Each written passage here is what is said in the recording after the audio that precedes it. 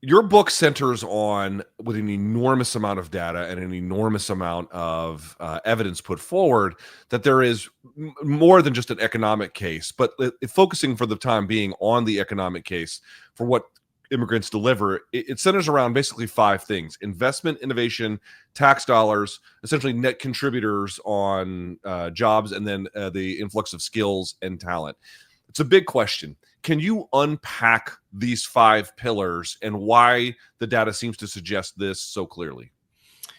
Yeah. Give me a moment to do that. I think that a very simple way to do it is I use the five fingers of my hand, right? Immigrants bring five key economic inputs: investment, innovation, talent, consumption, and taxes, right? Anyone who wants jobs and economic growth, any economy, community needs these five things. And so what the evidence says is that basically immigrants, because they bring these five things, are net job creators and net contributors to the economy. And that might seem like really esoteric and high level, but let me bring it down to the level of like your neighborhood, right? So let's start with investment. Nothing is going to happen economically in your community if someone isn't investing in a business that creates jobs, that pays taxes, et cetera, et cetera. Well, we know that immigrants bring investment in two ways. One, they're 80% more likely than non-immigrants to start a business. And that's everything from Google and Zoom to the local, ethnic restaurant that introduces the food you love. The other mechanism of investment is that immigrants are like magnets of capital from their home countries. A story I tell in the book is of a restaurant chain called Pollo Campero. It's one of the fastest growing restaurant chains in America. It's from Guatemala, and it has followed an expansion path into America of establishing restaurants where like Central American and Latino immigrants live. But in the process, right, it has created thousands of jobs that it has invested, hundreds of millions of dollars into American communities. And so, just those two mechanisms increase investment. Then we get into innovation, right? One of the statistics that I mentioned in the book that to me is still staggering every time I think about it: immigrants are responsible for 36% of all patents in the United States, right? That's crazy, Luke, isn't it? 36%, right? Over a third. And that's not counting non-patented inventions like or innovations like the new foods immigrants bring, or new sports, new forms of entertainment. In terms of talent, immigrants are 18% of the labor force in the United States, but they do well more than 18% of jobs in key sectors like in construction and farming. It's over a third. In STEM, AI, biotech, really high-end stuff, they're nearly half of workers and over half of those with graduate degrees. When it comes to consumption, right? Another thing, if you have a business, you need consumers. Immigrants have over $1.3 trillion of spending power in America. And then when it comes to taxes, the average immigrant pays over $250,000 in taxes in net present value terms. Anyway, that's a whirlwind of statistics, and I'm sorry that it's so overwhelming. But I'm just scratching the surface here, but you can see these are like pretty solid numbers. You tell me of anyone, any mayor, governor, president, or average citizen who says they don't want those five things in their community. I don't know anyone who tells me they don't want those five things. I want to go back to the Pollo Campero one because it's really interesting. There's actually one not far from where I live here in Washington, D.C. Actually, there's several in the area, as a matter of fact. You describe a process in the book, and I believe the name to it was, I think, like something like Perez Smith, where it goes from the original immigrant to basically second generation, or a part of that extended network, and then eventually it gets into the local community. Is that chain of custody similar to how all forms of immigration, either investment or, I don't know, assimilation occurs? Is that a common process? Yeah. So what you're referring to, it's actually Sanchez to Smith, but There it is. the concept is the same, right? The idea is that the managers of Pollo Campero are thinking, how do we, because the goal for them is not just to sell chicken to Guatemalans, right? They want to enter they want to succeed in the entire U.S. market. So their strategy was first to target sort of Central Americans who are familiar with Pollo Campero, right? It's the most famous fast food chain in Central America. Then the second Sanchez would be like other Latinos who maybe don't come from Central American countries. And then the Smiths would be the local U.S. Consumers who are not Latino in any way. I think a lot of foreign businesses that follow this kind of immigrant-led investment path often do use the immigrant community as a gateway into the broader American market. But that's true for goods or products that are kind of closely attached to an immigrant community. Food is, of course, a very good example.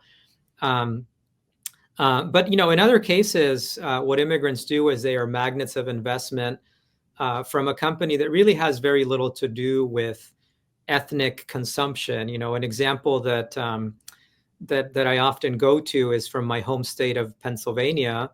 I was reading the news a couple years ago, and this company called EMD Electronics announced a $300 million investment in this tiny little town, population like 3,500 in this middle of Pennsylvania. And this company makes like really high-end stuff. They make like components for computer chips that like they sell to NVIDIA and Intel. So my point is, this is high-end stuff, right? $300 million investment creates 200 skilled manufacturing jobs, right? Again, this is a kind of thing that like a mayor drools about, right? When you dig into like, why would this investment happen in such an unusual place in Pennsylvania? Well, it turns out EMD Electronics is the subsidiary of a German corporation, Merck KGaA. It turns out that this part of Pennsylvania was settled by German immigrants a few centuries ago and still has a strong German heritage. And it's no coincidence that German investment has followed the migration of Germans in the same way that Guatemalan investment has followed the migration of Guatemalans. And there, it's not about targeting a German consumer, right? It's just that immigrants create these networks across countries of information and trust that grease the wheels of investment, right? And so your community gets more investment from a certain place just because people in that place have a connection to the origin of the capital. And so the phrase that I often like to use is that immigration at the end of the day is a human activity, right? It flows through networks of relationships. And so if immigrants create those networks of relationships to different parts of the world, investment from those parts of the world is going to flow through those networks. One aspect of this that I'm really quite curious about is this idea that, and the data again is quite clear, and I did not know, for example, until I read the book about CAPTCHA, right? The thing that sort of determines whether or not you're a bot or not. This was developed by an immigrant who had come here. I mean, the stories are endless, really, for success in that regard. But I guess the thing I'm trying to get at it here is, in thinking about the economic contribution, what is it about the intrepid or otherwise immigrating spirit that leads them to be so successful on their own when they come here, as well as collaborators for natives, right? I mean, there's this sort of presumption. It's like, well, if there's just a flow of people, why would it be all that different? But yet there clearly is an energizing force. What does the data tell you about why they are able to leverage success so nimbly, both at the high skill and low skill level here? Yeah, in some ways, that's one of those things where we're still trying to understand all the reasons why. I mean, we do have, like, in terms of the outcome, we have pretty good evidence, right? Like I said, immigrants responsible for 36% of all patents. And what I didn't mention is that they're only about 14, only about 16% of inventors in the US. So they're kind of punching way above their weight, right, when it comes to producing innovation. We know some things. One of the things we know is, again, just like investment is a human activity, so is innovation, right? What is innovation? Innovation is a recombination of ideas put to a novel use, right?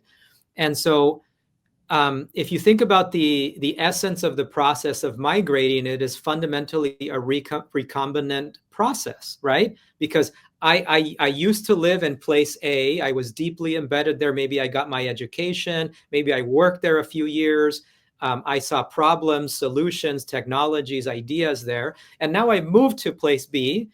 And again, I become now embedded there, right? I have new coworkers. I see new issues. I see new needs, new problems. And in that process of saying, wait, I saw this thing in place A that can solve a problem in place B, and eureka, right? You have this recombination moment. And so a lot of the reasons that immigrants introduce a lot of novel things, whether it's technologies or other things. The evidence suggests that it has to do with those connections that they make across place A and place B. And the good news is that it's not just the immigrants that benefit from those connections, is their non-immigrant colleagues and neighbors, right? So that 36% number I gave you can be broken down into two quantities. In about 23% of all cases, immigrants are the direct inventors of a patent in the US. But the other 13%, right, the difference between 36 and 23%, are patents that US-based, US-born inventors, sorry, I don't know why I'm pointing to myself because I'm actually not born in the US, but inventors born in the US, 13% of patents are explained by the fact of US-born inventors collaborating or being around immigrant colleagues, because they themselves are exposed to the new scientific networks, the new ideas, the new ways of thinking that their foreign-born colleagues bring. And so the good news is that it's kind of win-win, right? It's not just the immigrants that are getting the wins, it's the non-immigrants as well. And I want to emphasize that it's not just highbrow stuff like patents, right? Like patents that result in like CAPTCHA or Zoom or, Google, but also think of all the non-patented innovations like, the new type of food that you love to eat, right? Sushi, naan, or new kinds of music like salsa or sports like basketball and soccer that you love, that you spend your time on, right? Those are innovations just as much as a patented thing. Hey guys, thanks for watching the video. Please consider giving this a thumbs up as well as liking it. And if you want more of my politics coverage, go to the link in the description box for my Substack. Yes, go to my Substack. We might put a QR code on the screen here as well. Tons of exclusives, interviews, chat functionality with a whole different community over there. Tons of fun stuff. Give it a look.